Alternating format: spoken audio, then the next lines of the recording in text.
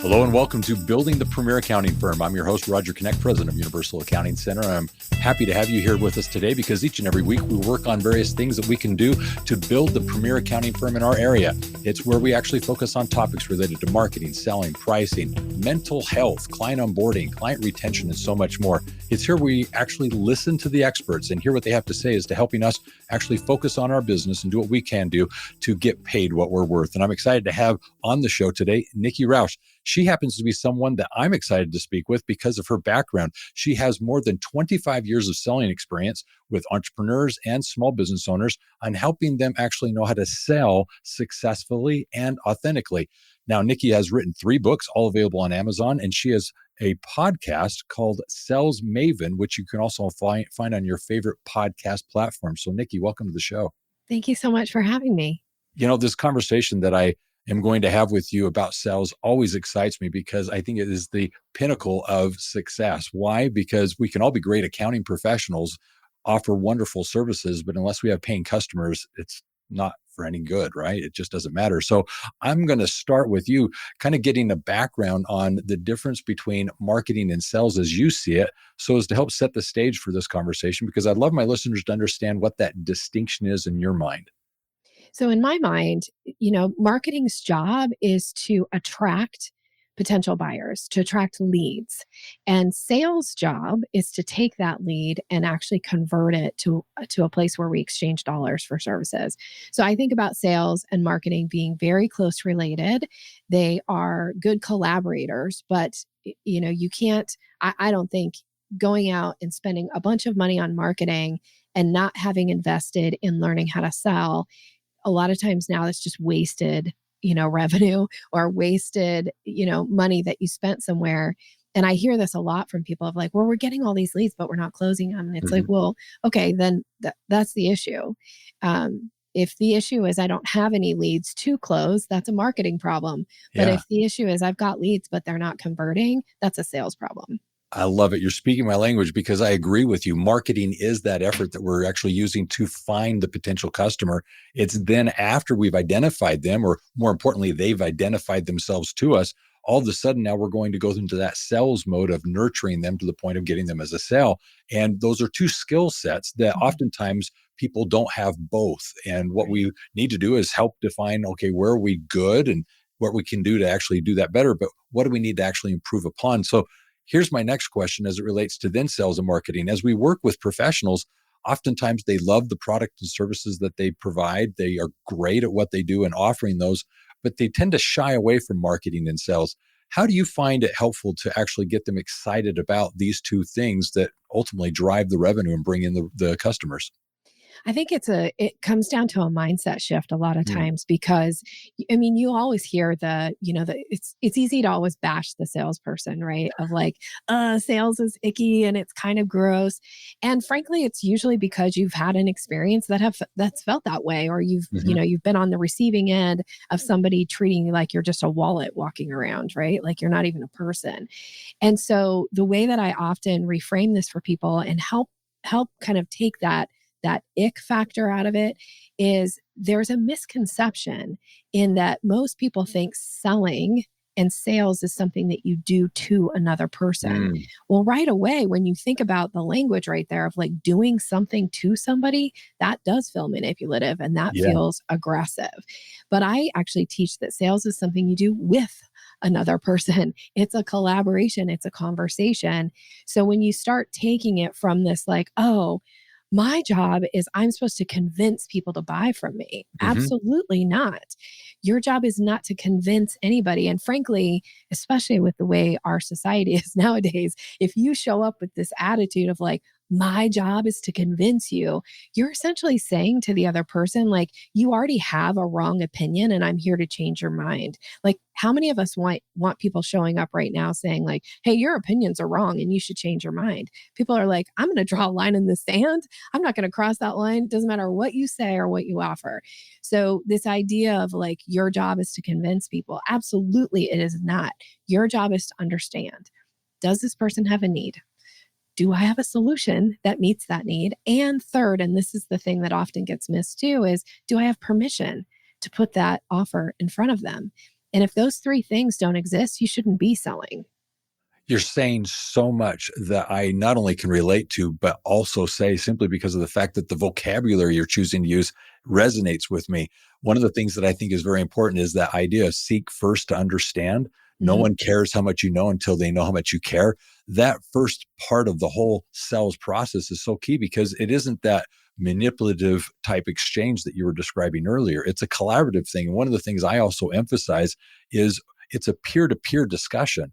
This Mhm. is an owner of a business that has a challenge, a need. And what we're trying to do as owners of accounting firms is equally as peers, help them move forward and address that challenge, that need they're facing in a way that they can feel comfortable about paying for a related service. And so I think your point of collaboration is very important. They need to see that what we're offering are options and solutions that they can embrace and hopefully ask questions about and get excited about to the point of wanting to pay for them. So I like how you've illustrated all of that.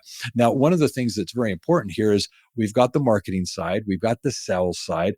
I do want to dive into like social media. I think that's one of the big questions a lot of people have, which is how can you speak not at people, but with them as it relates to the social media experience? How can we change that experience so that we're actually being seen as the authority, but approachable?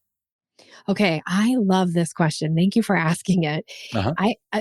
On social media and in emails and anything that is written form nowadays, it feels like people are talking at us, right? Like everybody's Hmm. talking at us. And social media, it kind of makes sense because you think, oh, well, I'm supposed to be talking at people. But realistically, you can still talk with people on social media. And the way that you do this and also bring your expertise into it is you ask questions. So, a lot of times we will maybe ask a question in our social media post, but it'll be buried at the bottom. But if you really want to engage a brain and a reader, you got to start with the question. And if you start with the question, now they're starting because our brains are wired for questions. We love questions. And so I think there's a term in distinctive elaboration, I believe is what it's called. Like our brains love questions and we're like Google, our brains are. If you give me a question, my brain wants to answer it, just like Google wants to give you an answer if you ask Yeah. it something. Doesn't mean the answer is right. It just means it's trying, right? So if you start with a question, their brain is already starting as the reader, starting to think about their answer to the question. And then they're looking for that collaboration. They want to then read your answer. So most of us talk at people. We start with like, here's my expertise and here's what you need to know. But realistically, if you start with a question and engage the brain, now they're more interested to hear your opinion or your thought around something that they now have a thought around. So we got to start with a question and then give the answer or your thought leadership around it. So for instance, with me and I'm thinking about sales and sales conversations, I would say, what is the most likely question somebody wants to answer that you ask it? Now somebody's like, I don't know, in my business. Now they're thinking about it. And now they're going to go like, well, what's Nikki's? Well, because I teach about questions and this is such an important piece that I can go on and now give my answer that then establishes me as the thought leader. And I have one other little piece around that, but I want to pause here. Yeah, let me first of all compliment you because it's already caused me to wonder how much more I could use questions in some of the things that I'm using from my in my promotional material. If I could actually use that strategy a little bit better, it might be a little bit more engaging only because of the fact that the questions do cause an individual to pause and self-reflect. How am I going to answer that? How does that apply to me? What would I say? So I like that approach in the marketing to engage that person that's actually seeing the email, the social post, and so forth. But you have a second thing. What were you going to say next? Well, just to kind of build off of what you're thinking too of how to use this, the Yeah. other thing too is that we tend to think that, and we talk on social media like everybody's watching. So we talk to everybody. But I don't know about you, but I don't sit around and scroll social media in a group. I don't get a bunch of friends together and say like, "Hey, let's all get on Instagram and scroll it together." Like I just don't do that. And most people don't, right? And so we do this thing where like, "Hey everybody," or "What would you all say?" Well, who's you all? Cuz you're obviously not talking to me because I'm just Nikki here by myself, sitting with my phone. So the other thing is make sure that you're talking to a reader, a person, a listener, because we're not doing this as a group. Typically, it's a pretty like solitary thing when you're scrolling social media. So also in your emails and your promotions on your sales pages, don't talk to everybody. Talk to the person, the reader. What would you say instead of what would you all say? I think what you're describing there is something we all experience because influencers out there have these audiences, these followers, this community that they're speaking to, and they oftentimes speak in the plural. And what you're referring to is the fact that we're having one-on-one conversations with the people that we're engaging with online. And whether it be the email or social media, let's remember to speak to them as persons, as individuals, and talk to them as that person. And if we do so, it might be more engaging because it'll feel more relevant to them in their current situation. So I appreciated that second tidbit. This is excellent advice. Get your copy of Red to Black. It is the book written for accounting professionals to help businesses turn around and go from being in the red to being in the black. This book is written for consultants, business owners, operators, and managers, no matter what your client's product or service, or irrespective of your talent, skill, or expertise. As an accounting professional, you'll be able to use the principles presented in this book to actually become, for your clients, the profit and growth expert. Every chapter is filled with principles and concepts that you can use immediately with your clients to lead them from being in the red to being more profitable in their business, and see you as, in fact, their guide, their coach, with the expertise and wisdom that you can bring from this book. In the book, you have how-to guide explanations. You have models that you can follow. You're shown how to actually calculate and determine the fees for your services, the actual model that you'll use during the implementation of all this, and most importantly, the end-all results with your clients. Get this book now and see what it is you can do to offer this new revenue-producing service as, in fact, the profit and growth expert. For more information on how you can take advantage of this offer, go to the episode description and there get the information you need to take advantage of this today.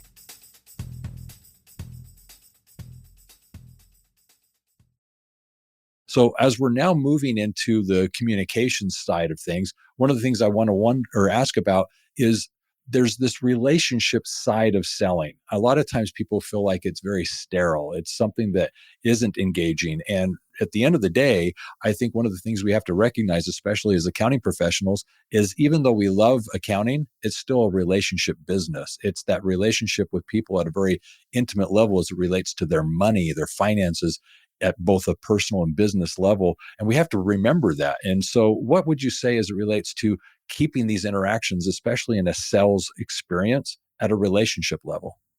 Well, I always think the foundation of everything that I teach, and this comes from my background in neurolinguistic programming, if that's a new term to you as a listener, that's really the study of communication. So Uh-huh. in my background in NLP, we learn that the foundation of everything is based on rapport.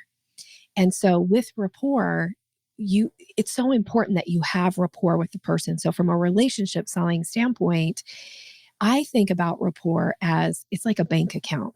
Every single person I come into contact with, I have a rapport bank account. And my job is to make deposits.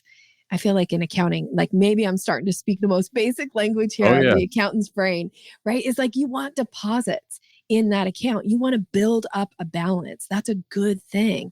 And the reason, just being really candid here is that because sometimes things don't always go right. Sometimes we make mistakes. Sometimes things aren't even in our control and something happens. And those are withdrawals, right? Those are those like, that's a withdrawal. That's not a credit. And if you don't have a rapport balance built up with somebody, then you're less likely to be able to overcome that mistake or overcome that thing that's outside of your control. The accounting software that you're using, their prices go up and now you have to roll that out to your clients. You better have a rapport bank account with them so that when you do that, they're like, okay, Roger, I trust you. I know you're going to do me right here. So like, I understand. Versus the person like, what do you mean? All of a sudden I have a conversation with you and now the pricing has changed. What's that about? And I always kind of compare this to, think about if you go to a new restaurant in your town, it just opened and you go and you're really excited, but the service isn't great, or the food takes too long to come out, or maybe it's a little cold, or the order's wrong. You don't feel that great about going back there. But now flip that to a restaurant you've been to, 25 times, and, it's a family favorite, and you love the menu and you love the staff, and you go in and they make you feel like, oh, where have you been? Like, Roger, we're so happy you're back. And maybe that night the food comes out cold. Like, you have a rapport account, they have a balance built up with you. You're going to give them another shot. Now you keep going and it's bad. Again, these are withdrawals, right? So at some point, that balance can zero out, and then you'll be like, okay, I'm done. I'm not giving them a shot anymore. But realistically, like, we'll give people grace when there's a balance. So relationship selling to me is, are you making deposits? And especially with the kind of business that, you're doing, this like premier accounting services, these are long-term relationships. This isn't a one and done, interaction. So we have to think about, like, am I making deposits every single time that I come into contact with you? Am I thinking about, how did that conversation go for Roger? What was it like for him to interact with me? Did I do the things that were comfortable for him? Did he feel good about the conversation? Was there clarity for him? Is there anything that I can do that would improve that? And if you're not thinking in those terms, when prices do change, when the market changes, when business is in a slump and they're looking to cut expenses, you want to stick with the people who have stuck by you and that you feel comfortable with. You're more likely to, like, I'm going to figure out a way to keep going with this, with my accounting firm, versus starting to look for, how can I find it cheaper somewhere else? You've hit on a number of things here, but I'm going to start with the fact that I'm so appreciative of the fact that you mentioned rapport.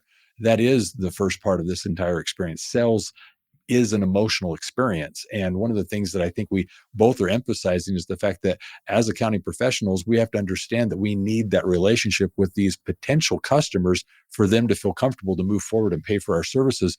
We teach a 6-step sales cycle called Cut to the Chase. And the very first step is rapport. It's building that relationship of trust, being curious in them as a business owner, in their business and so forth, so as to then move comfortably through the sales process where they feel heard and appreciated. So one of the things that I want to then do is, I know you have some steps that you like to follow, some effective steps that you feel are essential for a successful sales process. What are those steps? So I have a 5-step framework, and I call it the selling staircase. Uh-huh. And that is my signature framework for a successful sales conversation. And the reason I teach it as a staircase, just to give some kind of clarity around that, is most people understand that you ascend a staircase one step at a time. You don't stand at the bottom and hop right to the top, right? Like, and if you say that to somebody you've never met before, you like take them, stand them in front of a staircase, and you go like, hey, from a standing position, hop up to that top step. They're going to look at you like, I don't think so. I don't know you. I'm not comfortable with that. I might bang my shins. I might, twist an ankle. That seems dangerous. But yet a lot of times in the sales conversation, people go right from like, I meet you, now I'm pitching you. And that's like, you're skipping steps. So I teach these 5 steps so that you go one step at a time. And also, especially for people who feel a little bit like nervous around a sales conversation, it's not about always going in for the close. It's about, what step am I on and what's the logical next step here? So my 5 steps of a successful sales conversation start with, step 1 is introduction. The objective here is to make a powerful, positive first impression with somebody, because those impressions matter. Rapport comes into contact actually in every step. Once I've made a positive first impression, it's much easier to move to step 2, which is to create curiosity. This is the most missed step. Most of the time when I ask people, do you know how to create curiosity when you're talking about your products, your services, your offers? They look at me like, what now? What do you mean create curiosity? But if Yeah. you don't create curiosity, people don't know what you have available. They don't even know yet what's possible for them in a conversation with you. And if you're the person who just shows up and word vomits all over them, you've skipped steps and that feels uncomfortable. But if you show up and pique somebody's curiosity and they're like, Roger, tell me more about that. Or what does that mean? Now we've got permission to continue on in the conversation. So once you move from step 2 to step 3 is the discovery. Now, I call it discovery because the objective here is, this is where we're establishing, do they have a need? do I have a solution? And then do I have permission to put it in front of them? So this is that consultation process. You might call it a sales call. You might call it a consult call, get to know each other call. I don't actually care what you call it. I care what you do here.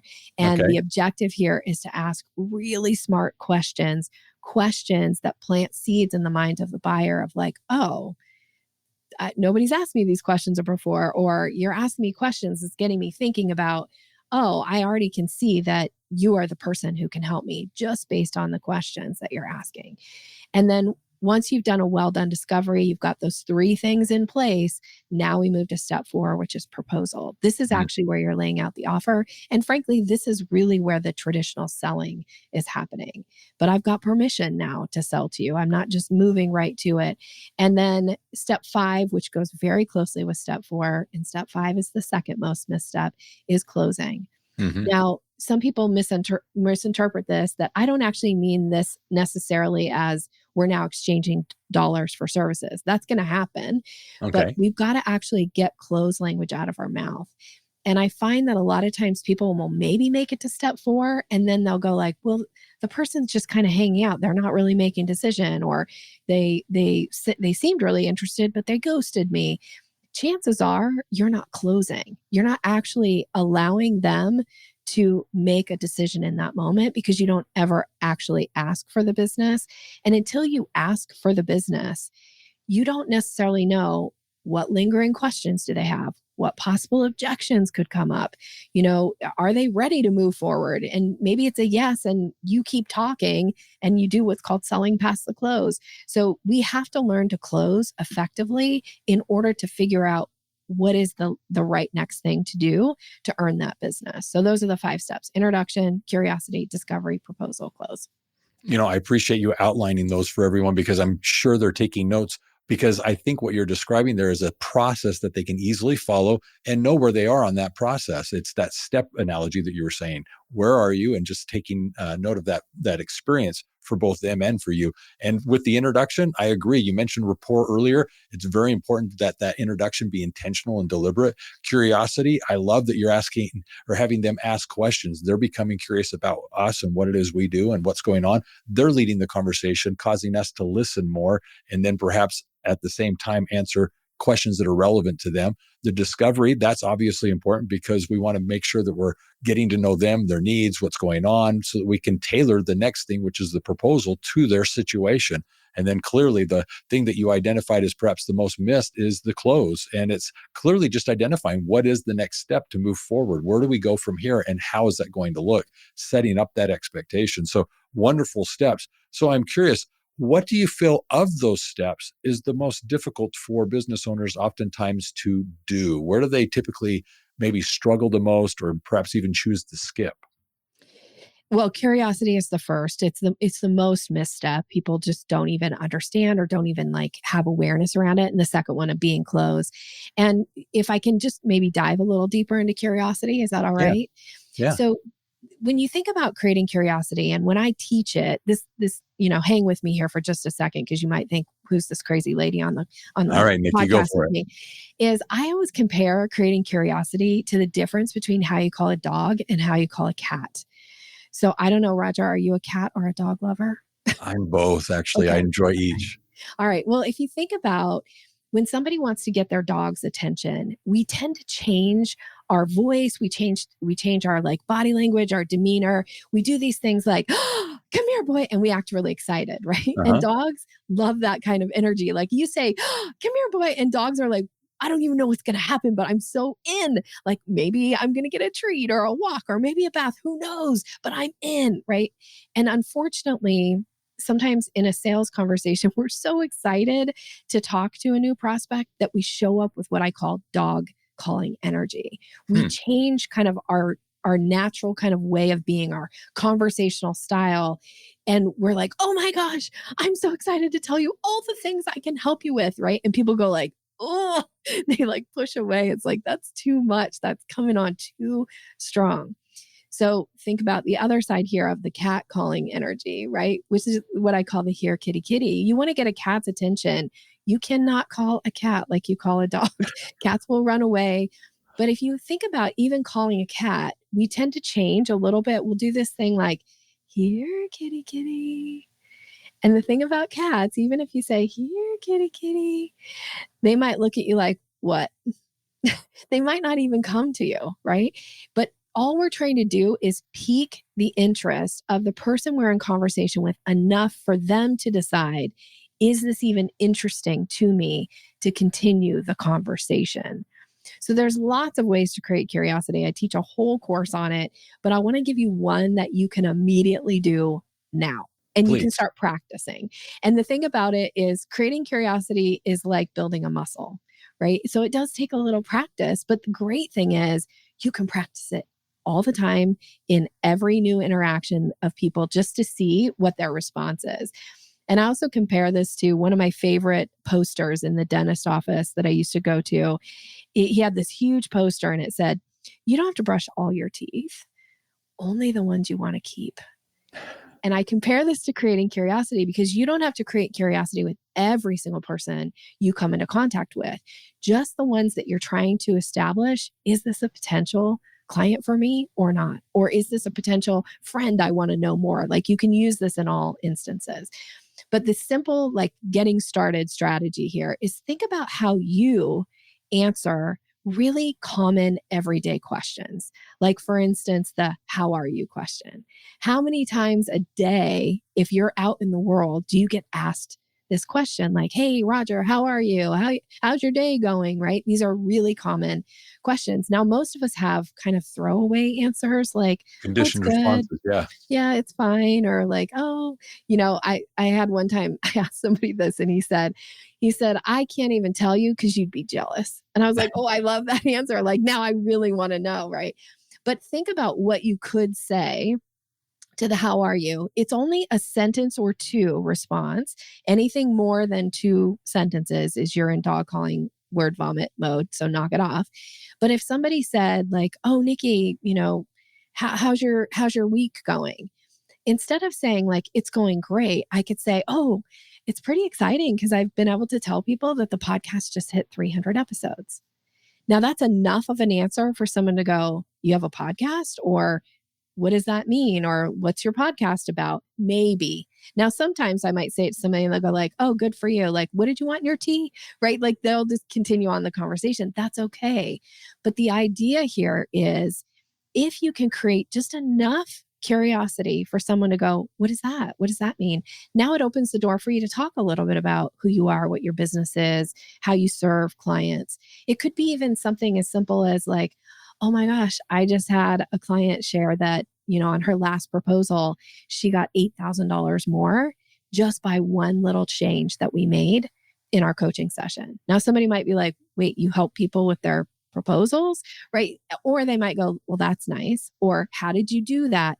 The idea is to just give them an opportunity to lean in, to go, what's that? Tell me more.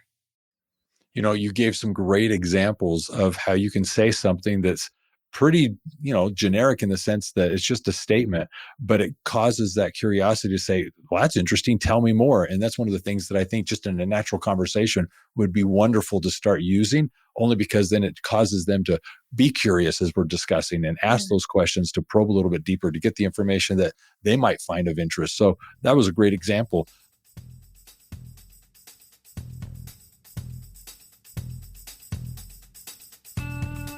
Get your free copy of the book In the Black, 9 Principles to Make Your Business Profitable. This is a how-to guide for accounting professionals to work with their clients and actually implement proven processes and systems to ensure that their clients make profit a priority. It is in this book you'll actually learn how to map the business and, in fact, make marketing, accounting, and production a priority within your client's business.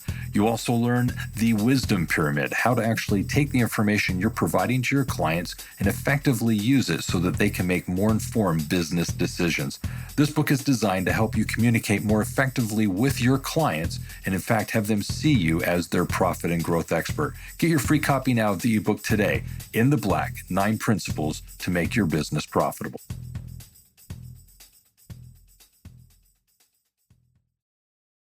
The thing I'd like to do now is transition to a topic related to pricing. I know that you have some ideas as it relates to high ticket items, maybe positioning product as it relates to different pricing packages. And I was just curious if you could help us understand how we could actually get more value and more revenue from the services that we're offering, just from the positioning of our price points. Okay, well, one of the things that is super important is, and I don't know if you talk about this, Roger, with your clients, but you might. So, and if not, like there's no criticism there. It's just like this is Let's do something. it. But it's this idea of making sure that when you are talking to a potential client about ways to work with you and you're laying out your offers, that you lay it out top down. So top down selling versus most people do bottom up selling. Bottom up selling is talking about your least expensive option and then moving to the next highest price and then the next highest price from there. And the reason this is such a mistake is because you're essentially saying to somebody, in order to get more, you have to pay more. And as humans, we kind of don't like that. Like that doesn't feel very good to us. But if you'll lay your offers out in top down selling, when you say to them, there are three main ways that I work with clients. And, my top tier package includes this, this, and this. And then, the step down package, my most popular package is the, whatever the middle tier is. And then the getting started is this. Of those three, which is the best solution for you? Now, when you do that, now as humans, we understand that we have to give things up to save money. It's a different mindset shift. Now, it doesn't always mean that somebody's going to pick your top tier package, but what it does mean is they'll make a better decision on what is the right fit for them, because as humans, we don't really like to have things taken away. We don't like to give things up. And so we're willing to pay more in order to retain the things that we already have claimed as ours. So top-down selling is very important. And then one other piece that I'll add to this is this is also why when you're thinking about your offers, it is often a good idea to have an anchor offer. And an anchor offer is the offer that is your top tier, that sits at it's your premium package. And if you want to sell that as your top tier, then you need an anchor offer that sits above it.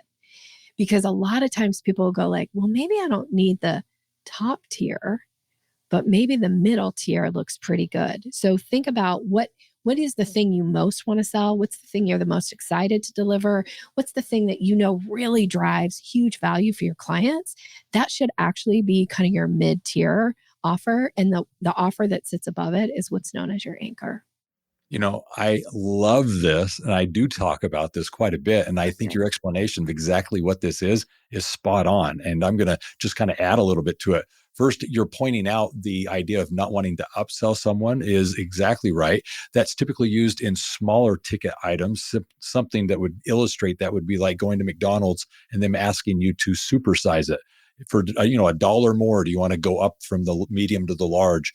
And they've tested and proven that was phenomenally important in their sales schema. But that's not what works with high ticket items. High ticket items need exactly what you were describing. You want to paint the full picture of what it is that's possible. And then rather than trying to upsell from that, you're going to now say, and if some of those things aren't what you're looking for, this is the medium and this is the lower. It's oftentimes referred to as menu pricing. But the point that you're making as to the anchor is you're ideally hoping that the person's going to pick the middle item. The intent is they're going to say, I don't need the premium and I don't want the lesser, but with the price point and the value add, I fit really well in that middle one. And 80% of your customers typically will choose that one. You'll have a few people that are those people that feel that they should always get the best, they want the best, and they'll pay for that. And those are the rare things. But that anchor item that you're identifying as being that premier package that you don't ultimately expect people to enroll in or purchase is right, because it anchors well that second price point, and it helps them realize, it's not as much as that bigger one. And it's regularly used in real estate. If you tell a realtor that you want to buy a house for, say, $700,000, they will purposefully actually take you to a house that's maybe for $725,000. It's just right outside. And it's not because they necessarily intend to sell you that one, but they want to show you that home and then show you the next house that is 700,000 and then another home for 680. And you're like, that 680, I don't like that one. 700, I can afford it. And you know what? That other one, that'd be really nice, but I don't know that's necessary. And periodically you'll get that person that will pinch the pennies together and get the 725. But they're obviously putting 3 homes in front of you with the intent that you're going to take that 701, but it only becomes valuable once you have context. And that's what's one of the things that I think you're illustrating here. So is there anything more you'd want to add to that? I think you nailed it. I mean, I love what you added there from the addition standpoint. Mm-hmm. The idea, here's one thing I will say about the anchor offer is it's not so sometimes when I'm working with clients and we're working out their offers and specifically what their anchor offer is, and I learned this the hard way, is whatever your anchor offer is, be sure that you're going to be excited to deliver it should somebody choose it. Oh, yeah. I learned that a few years ago. I added an anchor offer to something and somebody bought it right away. And I was kind of surprised. And then I had to deliver it. And I was like, oh my gosh, this is so much work. I should have charged like $3,000 more. And it's happened to enough of my clients where they're like, Nikki, somebody bought my anchor offer. So I always want to reaffirm, like, make sure you're going to be excited to deliver it, because somebody will pick it. Don't be surprised. I agree. There's always that person that says, I'm deserving, I need, and this is exactly what I want. And they're willing to pay for it. They'll make it happen. And it's, it's the rarity. It's not the norm, but that's the idea of the pricing that you put together. But there is that person that's going to take it and you better be excited to deliver on it and wow them with that experience. So that's an excellent point. Here's the next thing I want to go to. And I think this is something that a lot of my people may be curious about. And it's simply this. We as an accounting profession want to actually be seen by our customers as experts. We are very good at what we do and want to have that relationship where we're seen as the authority, that expert. But how do we actually increase in our marketing and sales that influence with our potential customers for them to see us in that capacity? Well, a lot of times you can do this with questions, frankly. We forget that, I teach something around crafting what I call your expertise questions. Instead of always being the person that has to show up and be like, here's all my, background, here's all the things I've accomplished, which, might be interesting to some people, but most people are like, yeah, who cares? What can you do for me? So realistically, you want to think about before you go into this mode of like, prove yourself and feel like you have to, because I always think, especially with a sales conversation, and I think you alluded to this earlier in the conversation that I think you were talking about this is peer to peer. And I teach that sales conversations there should be a balance of power. You don't get to hold all the power in the conversation because frankly, when clients feel less than, they'll go find someone else to work with. And then you don't ever want to give them all the power in the conversation or in the dynamic, in the relationship, because unfortunately human nature is they'll abuse it and they won't value you. So there needs to be balance of power. And so instead of being the person that's like, well, here, let me prove my worth to you, that then puts you at a lesser than. I always say that's like you acting like I'm the monkey, I'm here to dance for you. Okay. No, there needs to be balance of power, but you can do this by asking questions. So instead of saying to somebody, for instance, to a client, here's all the things that most people do wrong and here's how we fix it. That's one way to say it.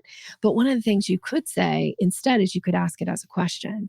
Have you found that this challenge or this particular area of your business has been a struggle? Because now they're like, yeah, actually, that is something that we struggle with. And you go, great. That is something that we can then fix for you, or that's something that we work with clients and help them overcome. Now you've planted the seed as just by asking the question allows them to go, oh, there's a reason Roger's asking me this question. Chances are he knows like what the answer could be. So because he's asked me the question, now I'm interested to know his expertise on this. What is his answer on it? And again, I know I shared the same kind of strategy and you're like, ask the question at the beginning of your social media post, but you can do this in your conversations as well, is you plant the questions and people go like, well, what's your answer? What are your thoughts around this? How do your clients, overcome this? What do you guys do to solve this problem? Now you can talk about it without being like, oh, I'm just the monkey here to dance and prove my worth to you. Yep. Nikki, this is wonderful. I think these insights are so important and actually very applicable to what we're experiencing as we're having conversations with our potential customers. So this is a wonderful discussion.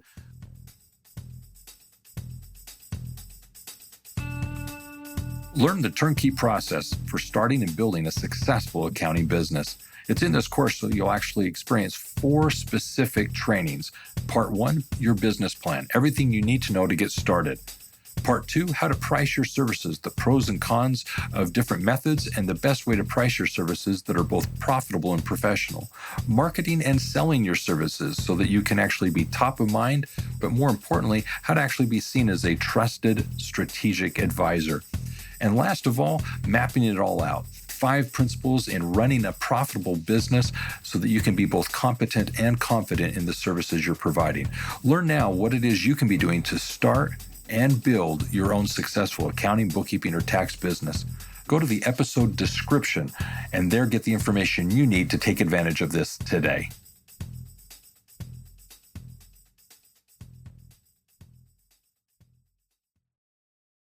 I do want to ask one last question before we start wrapping this up, and it's, what are you grateful for? Well, gosh, in my business, what I'm really, really grateful for is I have a group coaching program. It's called the Sales Maven Society. And I've had it since 2017. It's been an ongoing total blessing to my business. But one of the things that has happened inside there is it's created like the people who are in there have created their own community.